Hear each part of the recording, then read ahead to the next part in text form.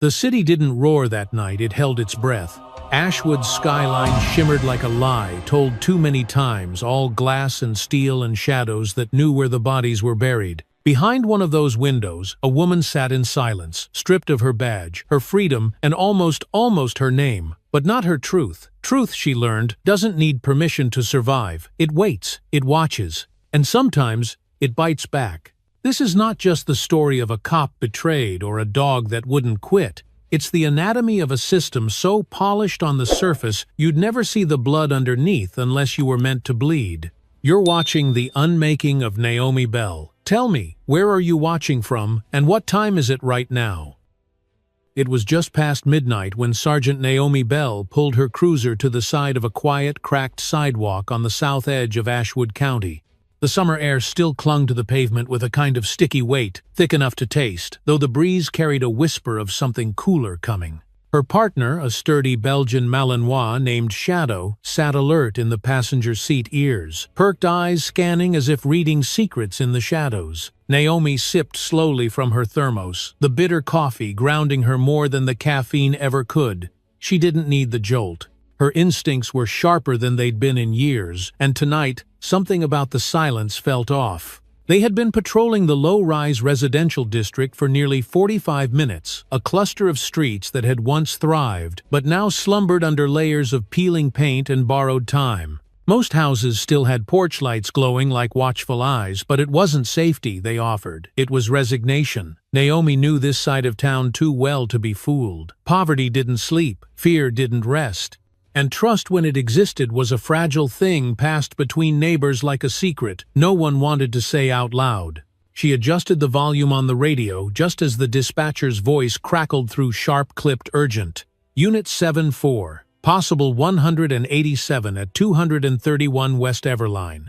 Caller disconnected mid-report. No further details. Proceed with caution. Naomi exhaled once, not a sigh, just a shift of breath, then reached down to click the siren switch without flipping on the lights. "Let's go, Shadow," she murmured, not expecting a response but finding comfort in the dog's steady presence. His tail thumped once against the seat as if to say, "I'm ready." As they rolled up to the address, a 3-story Tudor-style home set apart from the others by its manicured hedges and wrought iron gate, Naomi felt the change in temperature, not in the air, but in her chest. Something clenched there, a silent warning pressing behind her ribs. The gate was open, the door was ajar, and the night, already too quiet, seemed to inhale and hold its breath. "Stay close," she said, stepping out and resting her hand on the holster at her hip. Not drawn, not yet, but ready. Shadow was already at her side, moving low, and alert, his body language shifting with practiced precision. The porch creaked beneath their weight as Naomi stepped up and nudged the door open with her elbow. It gave way without resistance. The smell hit first, something metallic and faintly sweet, the unmistakable scent of blood drying on luxury carpet. Naomi's boots moved soundlessly over the marble tiles, her flashlight sweeping wide arcs through the expansive foyer. No signs of forced entry, no broken glass. The alarm panel blinked steady green. "Hello, Ashwood PD. If someone's here, make yourself known." Her voice was steady low, the kind that made people want to believe her. But there was only silence. And then Shadow let out a low, barely there growl. The study was just off the main hallway behind double French doors with frosted glass. One of them was cracked open an inch. Naomi gave a subtle hand signal and Shadow went ahead, nose low, muscles tense. She followed a step behind. The first thing she saw was the body. Dean Whitmore slumped forward at his desk, one arm dangling off the side, his once pristine white shirt soaked through with a single bloom of red. His laptop glowed faintly beside him, the screensaver still dancing. No struggle, no disarray. One bullet clean to the head. Execution style. Naomi didn't move closer yet. Instead, she paused, letting her eyes scan the scene as her mind ticked through the list entry points, blood spatter, angle of fire. Something wasn't right. The position of the body, the absence of shell casings, the stillness, it all looked staged like a photograph meant to tell a certain story. Shadow began sniffing along the baseboards, then paused near the far corner, nose pressed to a small scuff mark on the floor.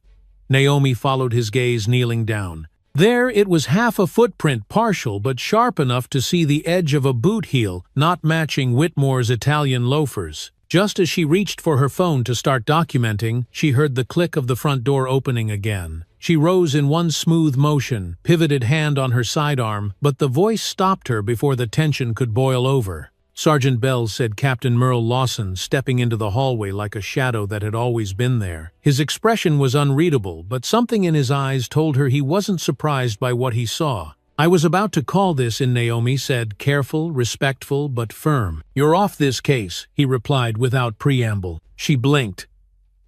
"Sir, you heard me. Step outside. Now." Naomi didn't move. "Respectfully, Captain, I've just begun processing.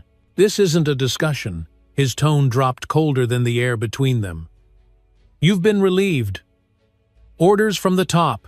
"The top?" she asked. Why? What conflict could possibly— But he was already turning away, motioning to another officer behind him. "Escort her out." Naomi stood her ground a second longer, her breath slow and deliberate. Shadow stepped closer to her, eyes trained on the captain. "Something's wrong here," she whispered under her breath, too soft for anyone but the dog to hear. And in that moment, she wasn't Sergeant Bell anymore. She wasn't the decorated officer with 2 commendations and a record most rookies dreamed of. She was a woman standing at the edge of something vast and dark, where the truth didn't matter and questions weren't welcome. As she stepped outside with Shadow at her heel, she felt the first knot of dread twist in her gut. Not fear exactly, but a knowing, a shift. The feeling you get when the rules you thought you understood stop applying. She didn't know it yet, but tonight was the last time she'd wear the badge as a free woman. The system she had served faithfully was already turning against her, and only one soul on this earth still knew the truth she hadn't yet seen. The dog beside her, silent, watchful, waiting. Naomi Bell sat at the edge of her bed with the lights off, the only glow coming from the distant orange of the street lamp filtering through half-closed blinds. The room around her was still, but her mind wasn't. Her thoughts moved like shadowy figures behind glass, just out of reach, but watching her back. Shadow lay curled at her feet, ears twitching in restless sleep, sensing the tension in the air without knowing its shape. Naomi held her phone in her hand, thumb hovering over the screen, reading the text she'd just sent to her old partner Marcus. "Something's not right. I'm being shut out. Did I miss something?" She didn't hit send yet. She stared at it, replaying every moment at the crime scene, every word from Lawson, every breath she'd taken since crossing that threshold into the dead man's study. She hadn't even taken off her uniform yet. The badge still hung heavy on her chest, the weight of it suddenly unfamiliar, as if it no longer belonged to her. The silence in her house was usually a comfort, a kind of peace she'd earned after years of chaos. But tonight, it felt like a countdown, like something was creeping through the walls, waiting to announce itself. Then came the sound, a hard knock. Not sharp, not urgent, but loud and deliberate, like someone wanted her to feel it in her spine. She rose slowly, motioned to Shadow to stay, and crossed the hardwood floor barefoot. She peered through the peephole, expecting maybe Marcus, maybe someone from the department. What she saw instead was body armor, black uniforms, the faint glint of rifles held too casually. She barely had time to reach for the lock when the door exploded inward, the frame cracking like a bone snapped at the joint. Hands grabbed her before she could even raise her arms. On the floor, "Get down, hands where I can see them." Shouted commands blurred over each other like an echo chamber of violence. She didn't fight, there wasn't time. She was face down in her own living room, her cheek pressed to the cold tile, one knee in her back, another hand wrenching her wrists behind her with mechanical brutality. "Naomi Bell, you're under arrest for the murder of Dean." Whitmore came, the voice familiar, measured, cruelly calm. It was Captain Lawson. He didn't shout, he didn't need to. He knelt beside her like a priest giving last rites. "You always thought you were better than the rest of us," he said quietly, just for her. "Well, now look at you." She turned her head just enough to catch a glimpse of Shadow lunging across the room before someone tackled him mid-air and slammed a heavy baton against his side. The yelp cut through her like glass. "Don't hurt him!" she shouted, but no one listened. One officer slipped a muzzle over the dog's face, another shouted something about aggressive animal, and then Shadow was gone, dragged toward the door as if he were evidence instead of a living thing. In the patrol car, cuffed and seated like a stranger in her own skin, Naomi watched the city blur past through rain-slicked windows, the world she had protected for 2 decades now, looking back at her like it didn't know her name. She tried to slow her breathing, tried to piece together what had just happened, but her thoughts were jagged, and none of it made sense. Dean Whitmore is dead, she thought. I didn't kill him. I don't even know him. And yet here she was already labeled, already processed, already condemned in the eyes of the people she had once called her own. At the station, the evidence was laid out with surgical precision. A detective, she barely knew Reynolds read the list aloud with something close to satisfaction in his voice. "Your service weapon's missing," he said, flipping through the folder like it was routine paperwork. "Ballistics match the bullet in Whitmore's skull, and there's DNA under his fingernails. Yours." Naomi stared at him, lips parted, but no words came. She was watching a movie she hadn't auditioned for, playing a role she hadn't chosen. Then came the worst of it. "We also recovered text messages between you and the victim," Reynolds added, not even looking up. "Seems like there was a personal connection. Some tension, too. Racial stuff." Argument turned deadly. He tossed a printed transcript on the desk as if that made it real. Naomi picked up the pages with shaking hands. The words were there. Her name, his name, but they weren't hers. "These are fake," she said, her voice raw. "I've never even spoken to him." Reynolds shrugged. "Phone records say otherwise. I guess the jury can sort that out." That was when Naomi understood. This wasn't about a mistake. This wasn't a misunderstanding. It was a setup, meticulous, intentional, and crafted by people who knew exactly how to bury someone like her. Someone who'd worked twice as hard to be taken half as seriously. Someone who never bent the rules but never backed down either. Someone who maybe had seen something she wasn't supposed to. As they led her away from the interrogation room, she glanced over her shoulder once, not at Reynolds, not at the officers standing in the hallway, but at the door behind her. The door that had closed with a sound too final to ignore. And in that instant, Naomi Bell realized something deeper than fear, deeper even than betrayal. The people who had come for her weren't afraid of what she'd done. They were afraid of what she might still uncover, and they were willing to destroy her completely to keep it buried. The first thing Naomi noticed when they brought her into the holding block was the smell, not of blood or bleach, but something colder, something institutional, like metal and despair, mixed with overused fluorescent light. The hallway echoed faintly with the heavy shuffle of boots, and the click of security doors locking behind her, each sound landing like a nail in the slow coffin being built around her name. Her wrists still cuffed behind her back, throbbed from the plastic ties, cinched too tight, and though her posture stayed straight, something deep in her spine had begun to bend, not from fear, but from the sheer weight of the injustice pressing in from all sides. As they walked her past the front desk and into the belly of the facility officers she once mentored, now avoided her eyes like she was a contagion they didn't want to catch. One younger cop rookie, maybe 2 years in, stole a glance as she passed, his mouth tight with something between pity and panic, and Naomi recognized the expression for what it was. "Please don't make me pick a side." But in a place like this, neutrality had already become a kind of betrayal and silence, the most damning indictment of all. Inside the intake room, she was told to stand still, face forward, hands at her sides. The overhead lights hummed above her like a warning buzzing against her scalp, as if trying to burn out whatever thoughts remained that still believed in the system. The officer behind the desk never asked her any real questions. He just ticked boxes, clicked keys, and took her fingerprints like he was inventorying a busted piece of equipment that needed to be shelved until forgotten. When they took her mugshot, Naomi didn't blink. She looked straight into the lens, jaw-set, gaze steady, not because she was unafraid, but because she wanted that picture to show who she really was before they tried to erase it. She knew how these things worked. Once you were processed, once your name became a case number and your life got distilled into a series of bullet points in someone else's report, it didn't matter how clean your record was or how many lives you'd saved. People saw the photo, the charge, the story they'd already been fed, and that was all they needed to stop seeing a person. After processing, she was taken through a corridor painted the color of resignation and led to a holding cell with a flickering light and a metal bench bolted to the floor. They left her there without a word, just the clatter of keys and the slow, deliberate slam of the barred door behind her.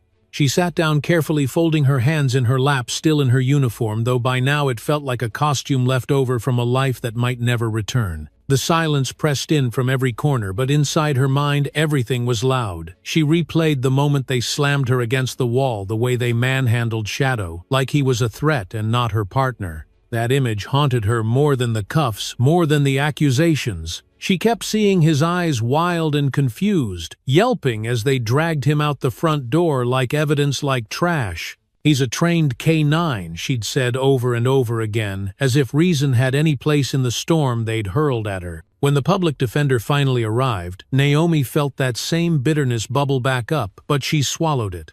The man, a disheveled figure with bloodshot eyes and an overstuffed briefcase, introduced himself as Martin Grayley, and before he even sat down, she could see it in his posture. He didn't want this case. He was already gone, already somewhere safer in his mind, and everything he was about to say would be some version of, "Just take the deal." "We have to be realistic," he muttered, thumbing through the file like it offended him to touch it. "The evidence is substantial.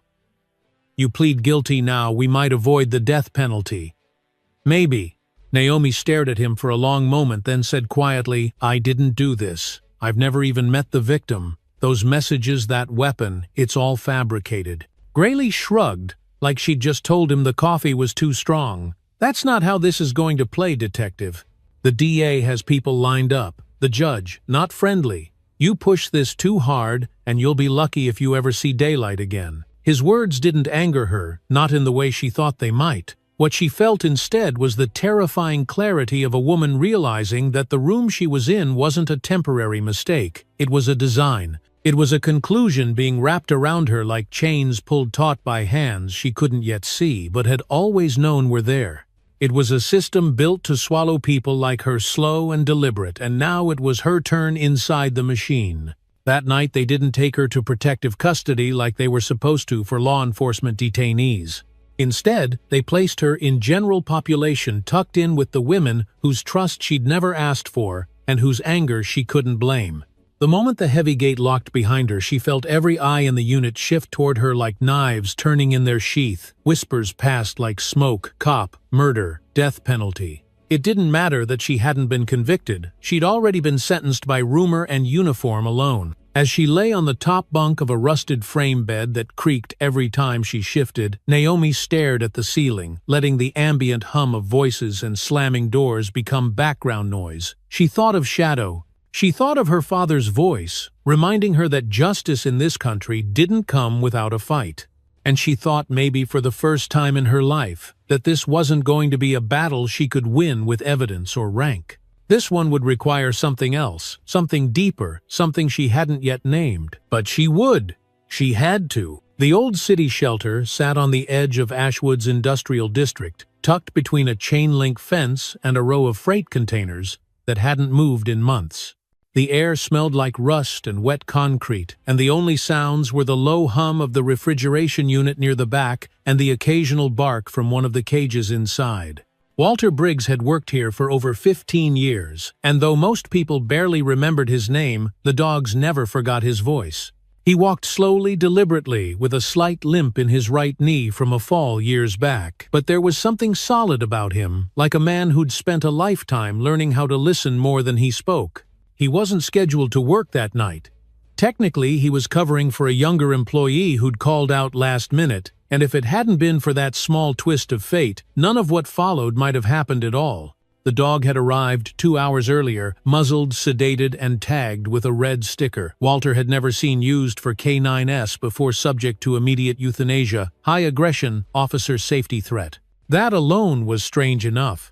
But when Walter leaned in to check the intake paperwork, his eyes caught something even more unsettling. The signature authorizing destruction wasn't from a vet or animal control supervisor, it was from a police captain. He leaned on the counter for a long moment, reading the line again and again, trying to wrap his head around the logic. Shadow, the dog in question, didn't fit the profile, not even close. Walter had been around dangerous animals. He knew the look in their eyes, the way their muscles coiled tight like springs ready to snap. But this dog sat quietly in the corner of his cage, head up, back, straight, eyes following every movement with calm focus, like he was waiting for someone he trusted to come back and explain everything. Walter walked over to the cage, crouched slowly until his knees cracked, and studied the dog through the bars. "You don't look like no killer," he muttered, his voice low and even. Shadow didn't growl, didn't whine, he just looked at him, and in that look Walter felt something shift. Not fear, not submission, but recognition. Like the dog understood exactly where he was and what was happening. That kind of stillness, almost human in its composure, didn't sit right with Walter, and neither did the rushed paperwork, or the fact that the dog still wore what looked like a custom K9 harness. He fished out his key ring and unlocked the cage door, stepping inside without hesitation. Shadow didn't move. Walter knelt again, hands slow and deliberate, and unclipped the muzzle first. The dog didn't snap. Instead, he exhaled through his nose and rested his head lightly on Walter's hand, like a soldier acknowledging a new commanding officer. The vest was heavier than it looked. Walter turned it over, fingers running along the seams until he found a small side compartment near the inside lining. It clicked open with a soft snap, revealing a thin, black USB drive no bigger than a stick of gum. Walter blinked. "Well, now," he whispered, "what the hell are you carrying, boy?" The shelter was quiet, but his pulse began to climb. Whatever was on that drive, someone didn't want it found. He stood slowly, tucked the drive into his shirt pocket, and looked down at Shadow. The dog stared back, unblinking, as if waiting for Walter to decide what kind of man he was. And Walter, God help him, didn't know the answer yet. All he knew was this: they were going to kill this animal for no good reason, and something about that felt like the first crack in a dam he hadn't realized was even holding. An hour later, Walter sat in the staff office with the computer booted up and the USB drive plugged into the tower. The screen flashed a prompt: encrypted, password required. He cursed under his breath, leaned back in his chair, and stared at the screen like it might offer up a clue. He tried the obvious Shadow Naomi Ashwood PD. Nothing. The system denied every attempt with a cold mechanical ping. By then the building had gone silent. The lights buzzed overhead. Outside, the night had thickened into that peculiar stillness only the early morning hours can hold, when even the wind seems to hush, waiting to see what comes next. Walter looked through the office window toward the kennel. Shadow was still sitting there, eyes locked on the door like he'd already mapped out an escape route. Walter stood. He walked slowly, carefully, toward the refrigerator in the back where the euthanasia agents were kept, each vial marked with a red biohazard label. He opened the cooler, stared at the tray inside, and then closed the door with a quiet finality. "Not tonight," he muttered. "Not like this." He made his decision in that moment, not out of defiance, but something older, something rooted in the bones of a man who'd seen too much done wrong without speaking up. He sedated Shadow just enough to keep him calm, wrapped the dog in an old wool blanket, and carried him out the back door like he was sneaking a child out of a war zone. He didn't think about the cameras. He didn't think about the consequences. He just drove. Every red light felt like a spotlight. Every street corner felt watched. But somehow he made it home. He laid the dog on the floor of his living room, placed a bowl of water beside him, and pulled the curtains shut tight. Walter Briggs wasn't a hero. He didn't think of himself that way. But that night, with the city asleep and a dog curled at his feet carrying secrets no one else wanted, he decided that maybe just this once being decent was enough. Maybe it was the only thing left that still mattered. The sun hadn't fully risen yet when Walter sat alone in his small kitchen, the kind of kitchen that still had linoleum floors and a calendar from 3 years ago pinned above the phone. The coffee in his mug had long gone cold, but he wasn't drinking it for the warmth anymore. It gave his hands something to hold, something to do besides tremble. Shadow lay a few feet away on an old army blanket tail, still breathing even, but those sharp amber eyes never stopped tracking Walter's every move. The room was quiet save for the tick of the wall clock and the occasional groan of tired plumbing in the walls, but beneath that quiet Walter could feel the weight of the decision he'd made pressing down harder with each passing minute. He hadn't slept. Every time he closed his eyes, he saw the red sticker on that intake form the cold indifference in the officer's handwriting, the way Shadow had been handled like something disposable. That wasn't protocol, it wasn't even close. And now there was a USB drive in his possession that someone had tried very hard to make disappear. The screen of his computer glowed from the other room, waiting for a password. Neither of them knew, and it was that mystery more than anything that convinced Walter he couldn't keep this to himself. By 7, he was back on the road, Shadow riding in the passenger seat of his dusty pickup, sitting upright, as if he belonged there, ears twitching every time a siren sounded in the distance. Walter had pulled a baseball cap low over his eyes and thrown a faded mechanic's jacket over his shoulders, trying not to look like a man smuggling classified evidence with a police dog in tow. He didn't have a plan, not exactly, but he had a name, and that was more than nothing. Danielle Cross was the kind of journalist people either hated or feared, depending on which side of the truth they were standing. She didn't work for a major paper anymore, not after her exposé on the Ashwood Redevelopment Committee had ruffled the wrong feathers. These days, she ran her own investigative blog from the back room of a bookstore downtown, but people still listened, especially when she wrote about things no one else dared touch. Walter had read her piece on the forced evictions last year, how city officials had quietly changed zoning laws to push low-income families out and funnel contracts to Whitmore's company. At the time, he'd thought it was sad but distant. Now it felt personal. He pulled into the alley behind the bookstore just after 8:15, his hands sweating against the wheel. "You stay here," he murmured to Shadow, who sat back obediently but didn't take his eyes off the building's rear entrance. Walter stepped out, adjusted his jacket, and walked to the door, with the sort of caution you use when carrying a truth you're not sure you should speak aloud. Danielle opened the door before he knocked. "You, Briggs?" she asked, one eyebrow, raised dark circles under her eyes like she hadn't slept either. Walter nodded once and held up the USB. "It was in the dog's vest," he said quietly. "They tried to put him down without even running the usual checks, said he was dangerous." Danielle stepped aside to let him in her posture, suddenly more alert than tired. "Come in, and bring the dog. I don't trust this neighborhood before noon." Inside the shop smelled like old paper and burnt coffee, the kind of place where every object had a story but only a few were ever told. Walter sat while she plugged the USB into her laptop, fingers flying across the keyboard as Shadow curled up beside his boots like he'd done it 100 times before. The screen flashed, the same password prompt he'd seen back at the shelter. "Encrypted," she muttered. "Of course it is." "What do you think's on it?" Walter asked, but he wasn't sure he wanted the answer. Danielle didn't look up. If they were willing to fake a kill order on a K9 to hide it, something big, maybe city contracts, zoning maps, payout trails.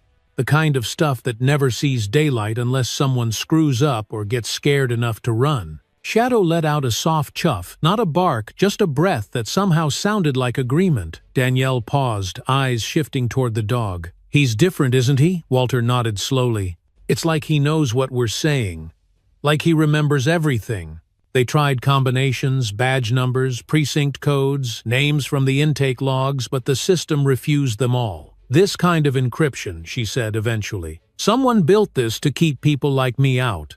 But I know a guy. Former Cybercrimes Division. Quiet. Paranoid. Perfect." She reached for her phone and paused. "You sure you want to be in this, Briggs? Because once you're in, there's no stepping back." Walter glanced at Shadow, then back at her.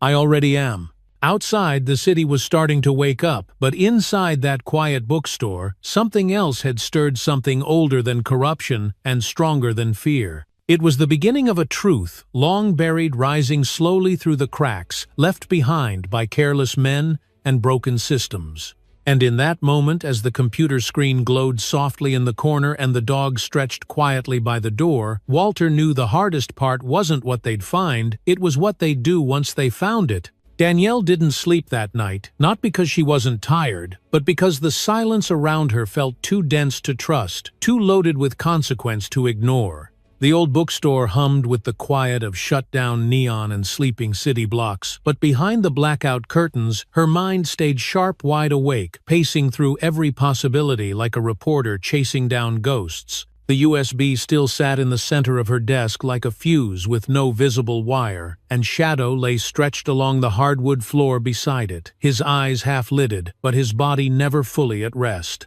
Walter had gone home reluctantly, leaving behind the dog and a handwritten note with 2 phone numbers, one crossed out, one circled in red. He hadn't said much when he left, but his grip on her shoulder had lingered for just a second longer than necessary, as if to say, "Don't let this die here." By morning, the first rays of light cracked through the blinds like truth seeping into places it hadn't touched in years.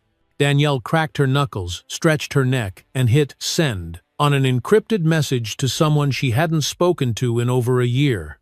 Elijah Carr had once been a top-tier attorney before disbarment, found him the same year he exposed a citywide fraud scheme involving school zoning lines and illegal foreclosures. Now he was off-grid, running legal aid clinics from borrowed office space and drinking too much coffee from vending machines that never returned exact change. But he still had instincts, and he still had access, at least enough to matter. 3 hours later, Elijah walked through the back entrance of the bookstore trench coat, damp from the drizzle outside eyes, scanning the room like he expected a setup. "Jesus," he muttered when he saw Shadow, then raised an eyebrow at Danielle. "So the rumors are true. That's Naomi Bell's dog."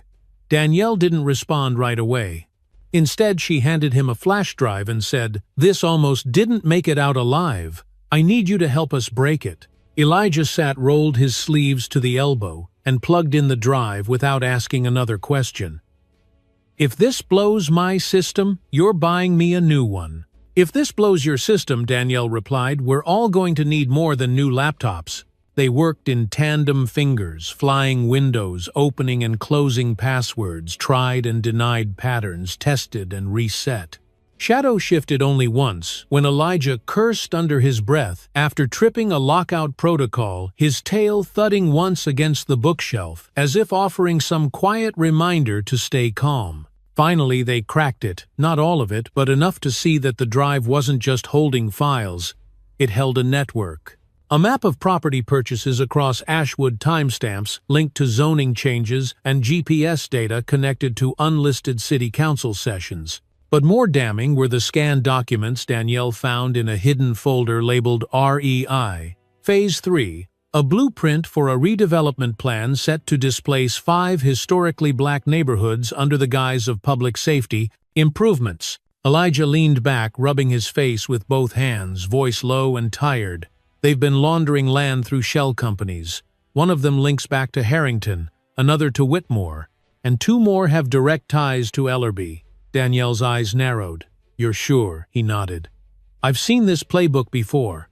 Strip value through code enforcement. Push families out. Flip the land.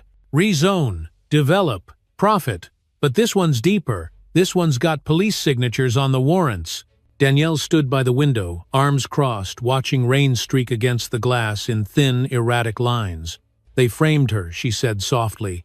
"They needed her gone before she figured this out. Before she got loud." Elijah nodded again, slower this time. "Naomi wasn't just looking. She was building a case.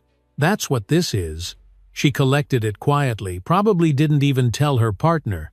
He paused, glancing down at the dog. But she trusted him. Shadow lifted his head as if he knew they were talking about him. His ears perked slightly, eyes locked onto Elijah with a steady gaze that felt unsettlingly human. "We can't keep him here, Danielle," said her voice lower now, aware of the weight of their next decision. "If they come looking, they'll shoot first and call it a public safety response."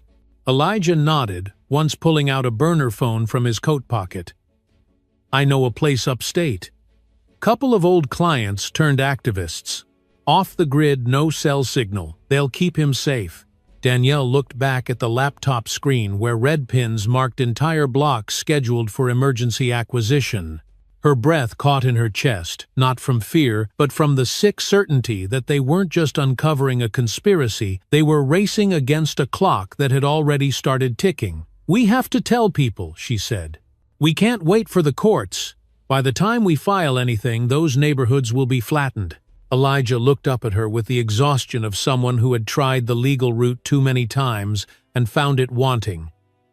"You want the truth out?" he asked. "You better be ready to bleed for it."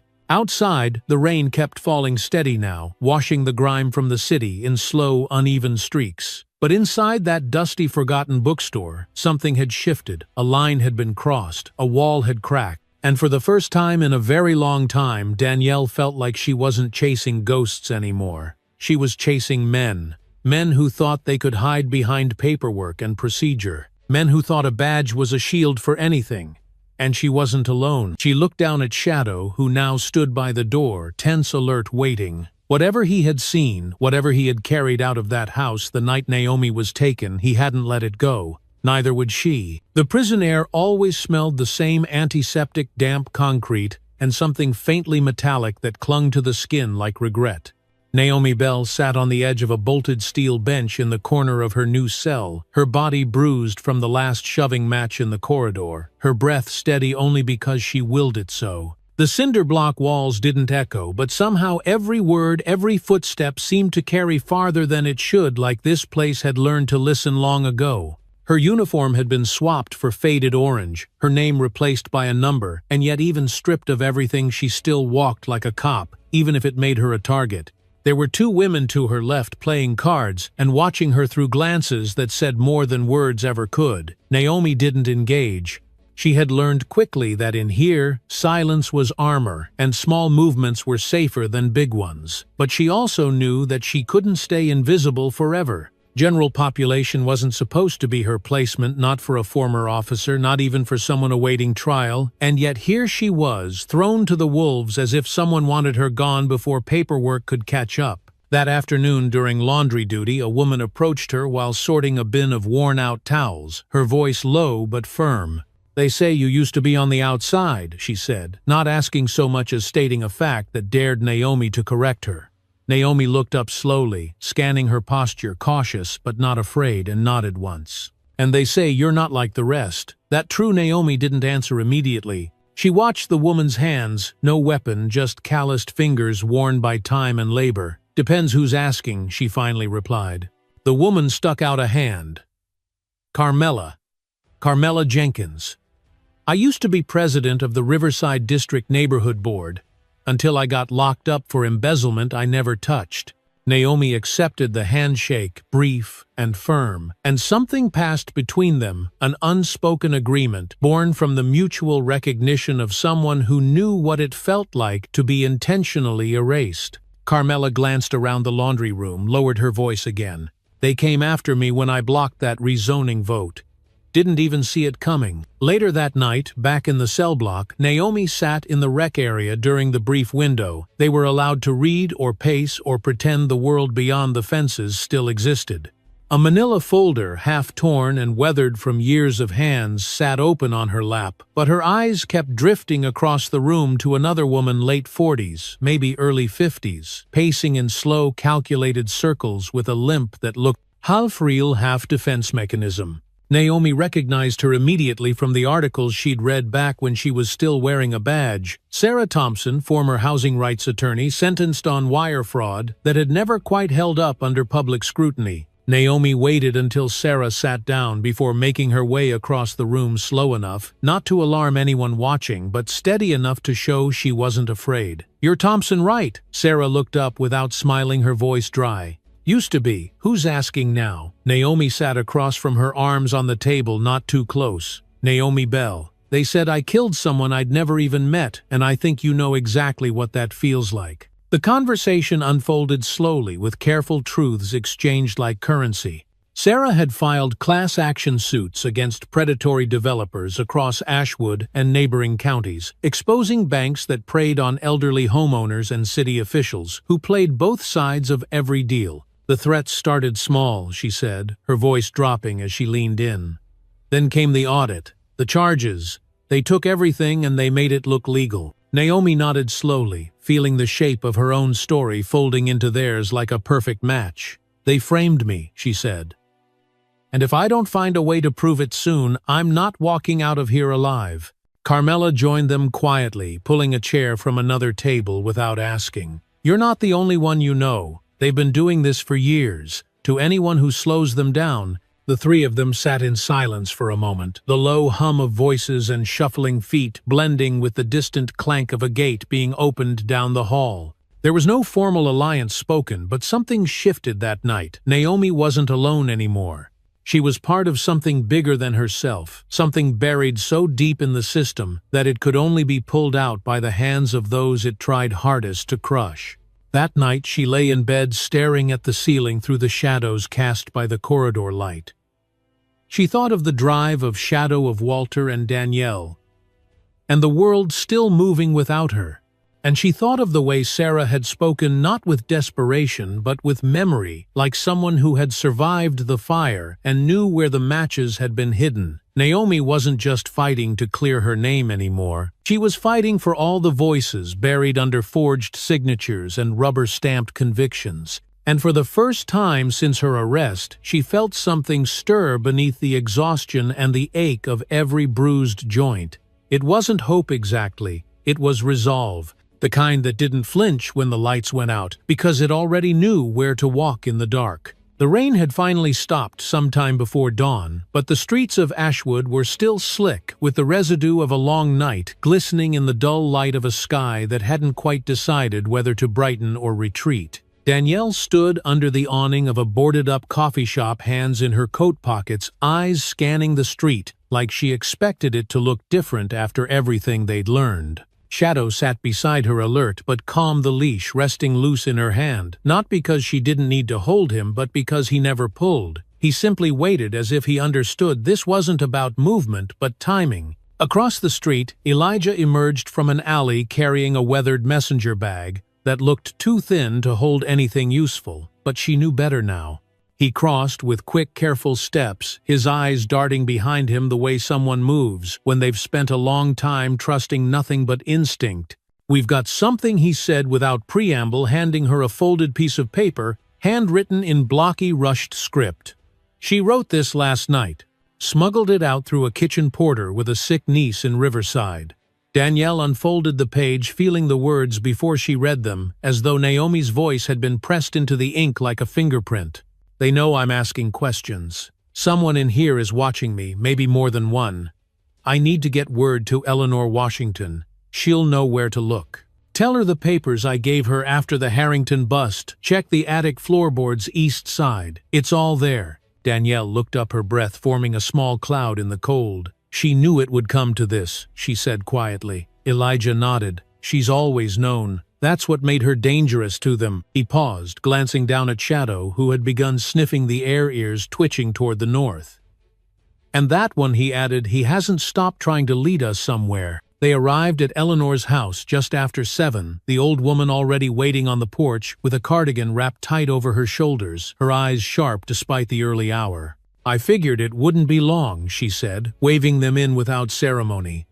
The house smelled like lavender and mothballs, but underneath that something else like history hanging in the drywall, quiet and watchful. "She said you'd come," Eleanor said, leading them through a narrow hallway lined with family photos and framed protest placards from another era. Naomi never trusted technology to hold what mattered most. They climbed the attic stairs slowly, boards creaking underfoot, dust swirling in the narrow shaft of light filtering through a cracked vent. At the far side, where the floor dipped slightly and the insulation pulled away from the frame, Shadow stopped, pawing twice at a loose panel with the precision of a trained sentinel. Danielle knelt, pried it back with trembling fingers, and reached into the space beyond. What came out was a bundle of manila folders tied together with string, worn yellowed at the edges but dry and intact. Elijah opened the top one, flipping through photographs of zoning maps, city council memos, and transcripts of closed-door meetings that no one outside those rooms was ever supposed to hear. "These are minutes," he whispered, "official minutes from sessions that don't exist on record. This one has Ellerby's signature, and here, look at this. Palmer signed off on the acquisitions 2 weeks before they even filed the seizure notices." Danielle sat back, her knees giving slightly beneath the weight of it all, not just the evidence, but what it meant. "They orchestrated this from the beginning," she said, and Naomi got close enough to see the wiring. Elijah didn't speak, but the look he gave her said everything. "They're not just guilty, They're organized, and they're scared. Back downstairs, Eleanor brewed a pot of strong black tea, her hands steady as she poured, though her voice carried a tremor that hadn't been there before. She trusted me with those papers after that warehouse raid. Said she didn't know what it meant yet, but it felt wrong, too clean, too quick. Said if anything happened to her, someone would come looking. She sipped, then looked them each in the eye. I didn't think it would take this long. Outside, the wind had picked up again, rattling the porch swing and tossing dried leaves across the sidewalk. Shadow stood at the door, his body still ears forward, eyes locked on the horizon, as if the next clue was waiting just beyond sight. Danielle came to stand beside him, hand resting on his back. "We follow him," she said. "Wherever he leads." Elijah stepped up behind them, pulling out a flash drive from his coat pocket, the files from Naomi's hidden stash already scanned and duplicated. "We'll need help," he said, "more than we've got. We're going to have to move faster than the system can respond." Danielle nodded. "Then we'd better start now." And with that, they stepped out into the morning light, 3 people, and a dog walking into a storm, built by power and silence, ready to tear down whatever had been hiding behind Ashwood's polished city council smile. What Naomi had uncovered wasn't just a trail of paperwork or a crooked deal or a few bad apples. It was a machine carefully greased, hidden in plain sight, feeding on neighborhoods that didn't have lawyers or headlines or the right last names. And now, for the first time, it had a crack in its armor.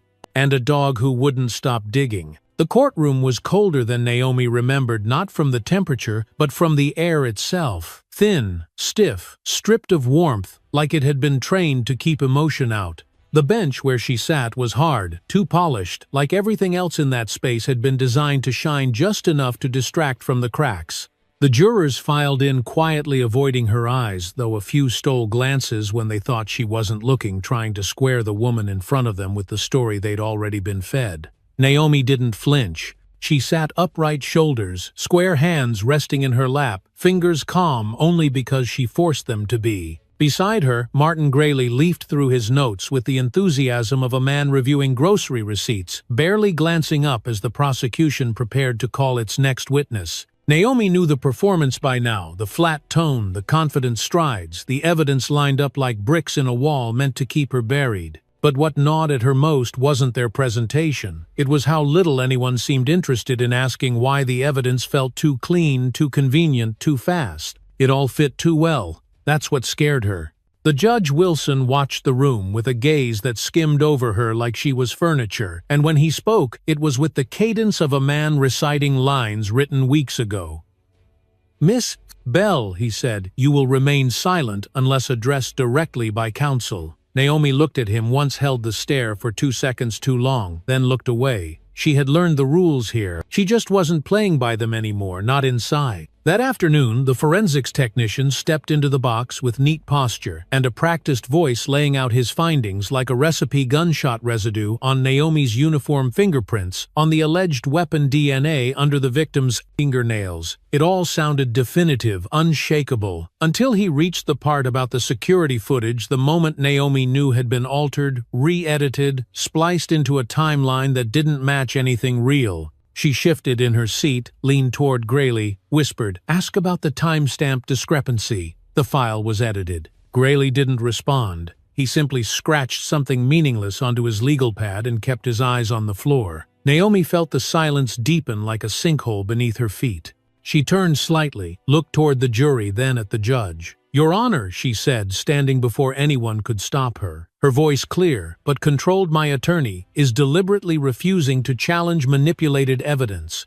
I need to address this court." The courtroom stirred, a few gasps, the bailiff shifting in place, the judge's gavel striking once hard. "You're out of line, Miss Bell," Wilson barked, but she didn't sit. "You have evidence that's been altered," she said, "and a defense attorney refusing to defend. That's not due process. That's sabotage." The judge glared, red creeping into his face like a tide, voice rising with each word. "One more outburst, and you will be held in contempt and removed from these proceedings." Naomi held her ground for a breath longer, then exhaled slowly and returned to her seat. The message was sent, not to the judge, not to Grayley, but to the jury. She saw the cracks in their stillness, the furrowed brows, the exchanged looks, the questions they weren't supposed to ask beginning to rise. Later that night, back in her cell, Naomi leaned against the concrete wall, knees drawn up, listening to the distant echo of guards shouting down the tier. Across the walkway, Carmela Jenkins sat cross-legged on her bunk, a tattered composition notebook resting on her lap. "You shook them today," she said quietly. Naomi didn't respond right away. Her jaw ached from holding in what she really wanted to scream. "It's not enough," she said finally. "They'll find a way to explain it all away." Maybe, Carmela replied, tapping her pen against the notebook. But maybe not. Sometimes all it takes is one person to act like the truth still matters. She paused, glanced over. "You ever think about what they're so afraid of? I mean, you didn't just stumble on bad paperwork. You hit something deeper." Naomi nodded slowly, voice low. "I think they're afraid. I'll connect it. That someone like me, who isn't supposed to have reach, might actually pull the thread too far." The next morning, while being transferred to a holding room before court, Naomi caught a flash of something through the narrow sliver of glass in the hallway, a familiar shape low to the ground, moving with quiet intent. Shadow. He stood just outside the fence line, posture alert, staring straight through the slats like he could feel her heartbeat from across the concrete. Naomi froze, hand tightening on the edge of the bench, a flicker of heat rising in her chest, where there had been only cold for days. The guard noticed her pause. "Something wrong?" he asked, bored. Naomi shook her head. "No," she said. "Nothing wrong. Just remembering something." But inside, a shift began.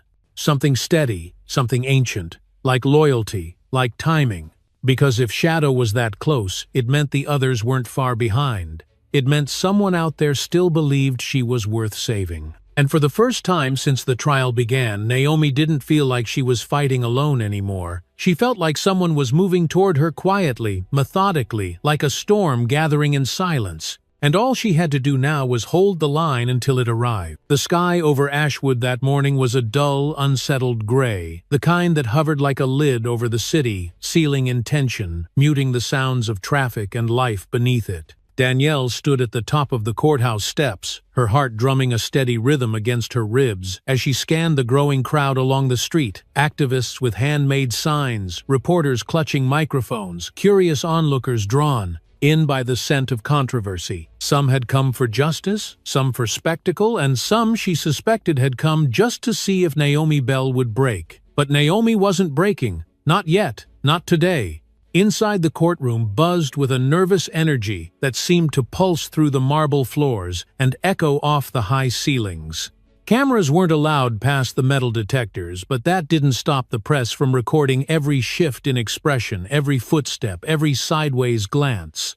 Naomi sat beside Grayley, who was now more of a seat filler than a defense attorney. Her posture composed her face unreadable, though the tension in her shoulders betrayed the toll of holding it all in. The prosecution began their closing argument with the kind of confidence only a rigged hand could bring. The evidence, the DA said, is overwhelming. The motive personal, the opportunity clear, and the means her own weapon. He paced slowly, deliberately, pausing just enough to let his words sink in. Naomi Bell was a decorated officer, yes, but even decorated officers are not above the law.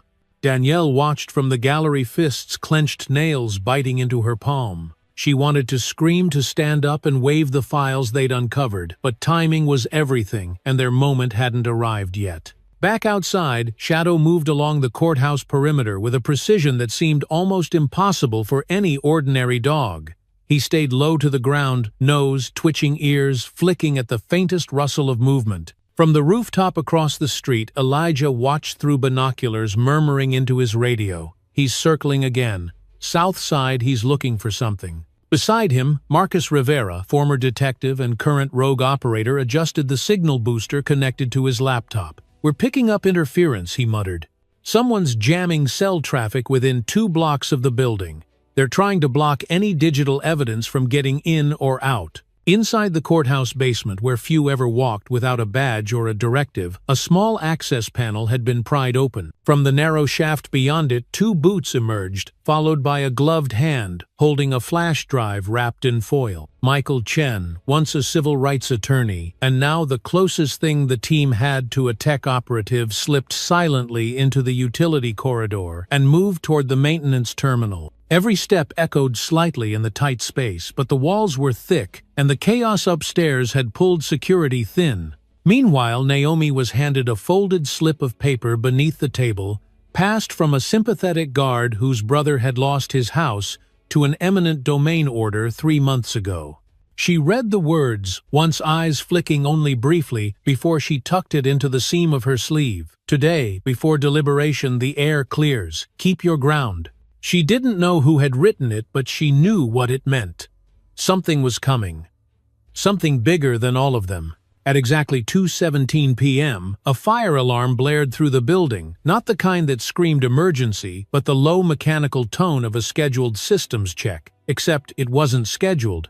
Marcus had overridden the sequence, giving Michael a 90-second window to bypass courthouse encryption and upload the evidence files directly into the clerk's registry. Simultaneously, Lucia, now in hiding but still wired into the precinct's internal network, activated a dormant media server left over from a public safety campaign 3 years ago. Within moments, files began to broadcast. Not just one or two, all of them. Surveillance video showing Sullivan entering the victim's apartment at the exact time Naomi was supposedly pulling the trigger. Bank statements linking Whitmore's development firm to payouts received by Judge Wilson's nephew's construction company. Audio clips of Commissioner Palmer referring to the Westwood neighborhoods as unsalvageable zones better served by redevelopment.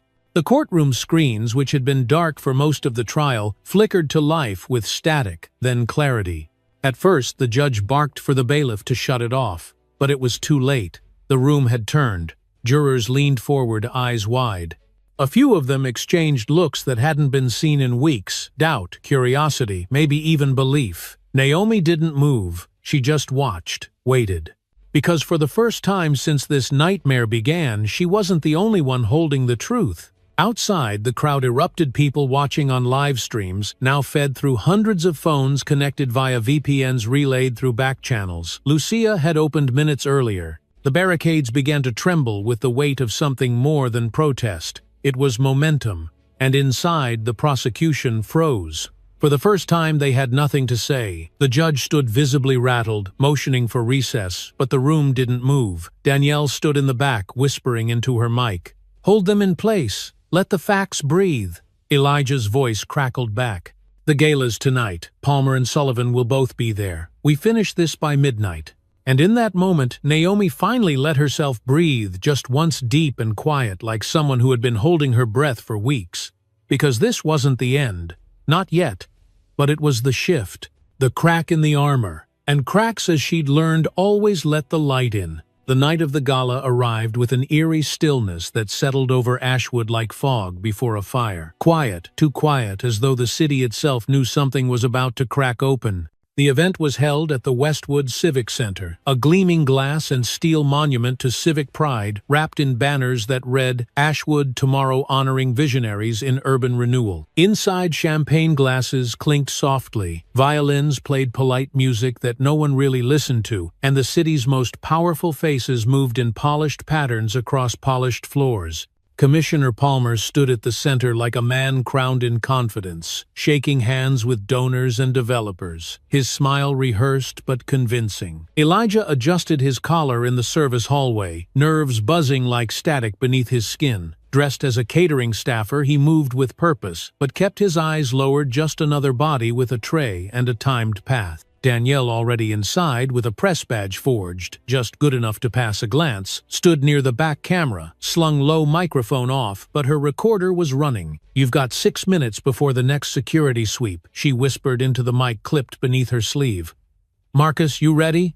From a utility van parked across the street, Marcus Rivera's voice came through in her earpiece, calm and clipped. "Feeds live. Patching surveillance now.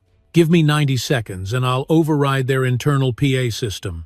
In the front seat, Shadow sat perfectly still, eyes locked on the front entrance like he was waiting for someone to say go. Back in the prison holding room, Naomi sat across from Vanessa Douglas, the former civil rights attorney turned accidental bodyguard, both women surrounded by silence that didn't feel safe. The guards had been acting nervous all afternoon, extra eyes, tighter restrictions as if they felt the walls getting thinner. "They're going to try something," Vanessa said, not looking up from the letter she was writing. "The more public this gets, the more desperate they'll become." Naomi nodded slowly, watching the corner where the surveillance camera blinked a little too deliberately. "They'll use chaos," she said. "They always do.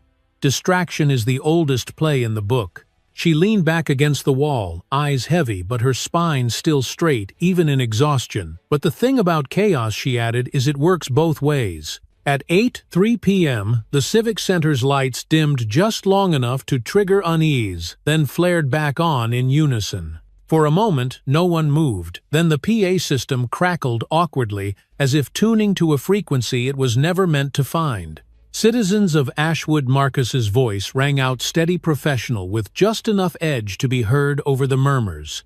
"We interrupt tonight's celebration to share the truth behind this vision of renewal." And then the screens lit up, wall-mounted displays, projection walls, even the scrolling banners above the bar, all hijacked to play a carefully edited sequence of files. Naomi's voice during her investigation, images of eviction notices stamped with fake court orders, maps of neighborhoods stripped block by block, and then the surveillance footage. Sullivan at the murder scene, Palmer signing off on funding linked to shell companies. Judge Wilson at the table with developers. Gasps broke out. Someone dropped a glass. A few began to shout, first in confusion, then in recognition. And Palmer, for the first time that evening, stopped smiling. He moved fast, whispering something to a uniformed officer, stationed by the exit, who nodded and reached for his radio. But by then, Lucia had already looped their internal comms into static. "You're locked out," she said into her own mic from the basement of an adjacent office building. "Don't bother running." Elijah moved through the crowd now with more confidence, holding a small hard drive in one hand and a legal envelope in the other. He found Danielle by the press row and handed it over without a word. She nodded, then stepped forward, microphone raised, camera now blinking red. "Commissioner Palmer," she said, "would you like to comment on the evidence just presented or on the whistleblowers who disappeared in the months leading up to this?" Palmer didn't answer, but Sullivan did badly. He shoved through the crowd, knocking over a wine station, yelling for security. But by now, security wasn't listening. They were watching. One of them even lowered his badge and stepped aside as Shadow padded through the open door, leashless, deliberate, heading straight for the center of the room. The moment didn't need words. It already said everything. Back in prison, the riot alarms blared, but they weren't real. Lucia had tripped the fire suppression protocol, forcing emergency evacuation, just as a small team of federal marshals arrived at the front gates with sealed orders. Naomi and Vanessa were escorted quickly, quietly, without resistance. And for the first time since the arrest, Naomi stepped outside under open sky without handcuffs. A car was waiting, Elijah at the wheel, Danielle beside him, and Shadow curled in the back seat like he had known all along it would come to this. Naomi slid in, shut the door, and didn't speak for several blocks. Then finally, "Did it work?" Danielle turned, eyes, tired but shining. "It didn't just work," she said. "It cracked the city open." Naomi looked out the window, watching as the courthouse came into view, flooded now with lights and cameras, and people holding signs that no longer begged for justice, they demanded it. And in that moment she allowed herself to believe, not in the system, not yet, but in something older and quieter, that truth once freed knows how to walk on its own. That all she had to do now was follow it. The day Naomi Bell finally walked out of the federal courthouse as a free woman, the wind was sharper than it had been all week, slicing through Ashwood's early morning haze like a clean truth cutting through months of rot. She stood at the base of the steps for a long moment, her shoes planted firmly on the same stone where she'd once been paraded in under shackles, and looked up at the sky without speaking. Shadow stood beside her, not leashed, not nudged, just there, his body still, eyes lifted with hers, like he too understood that something had shifted in the weight of the world. The crowd outside wasn't shouting anymore. No chants, no anger, Just a thick, respectful quiet, broken only by the rustling of signs and the soft click of cameras. They weren't here for spectacle. They were here because something about this ending felt rare, because it didn't just expose corruption, it survived it. And in that survival, it had cracked open something larger than a case file. It had touched a place deeper than politics. Naomi walked forward slowly, each step more a reclaiming than a movement, her eyes skimming familiar faces in the crowd. Carmela was there, arms crossed, nodding with that steady, proud weight of someone who'd known all along this day would come. Sarah stood just behind her, eyes glinting like glass in the light, lips pressed tight, but smiling all the same. Even Judge Wilson, now disrobed, now disgraced, watched from the far sidewalk, sunglasses covering most of his face but not his shame. Vanessa waited by the black sedan, one hand on the open door, the other resting casually on her hip. "You took your time," she said with a half smile, her voice low, steady, tired in the way only justice can make a person tired. Naomi chuckled softly and stepped in without a word, letting the door close behind her like the end of a chapter. The ride to the city border was quiet. Not because there was nothing to say, but because some truths settle deeper when left unspoken. Shadow rested his head on Naomi's knee, her hand moving gently through the fur behind his ears, like muscle memory, like prayer. Outside the window, Ashwood rolled by a city still shaking off the dust of lies, still figuring out how to breathe after holding its breath for too long. "What will you do now?" Vanessa finally asked, not looking over. Naomi didn't answer immediately.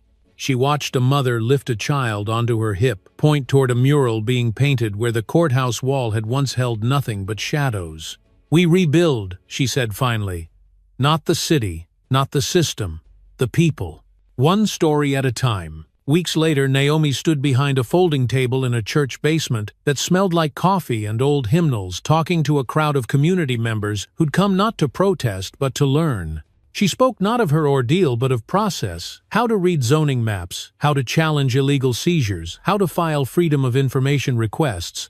Behind her was a screen that read Justice Preservation Project, and beside her was a file box full of blank affidavits, waiting to be filled not by victims but by witnesses who'd finally decided not to look away. Every now and then someone would approach after the session, eyes lowered, voice soft. "I remember what they did to my cousin.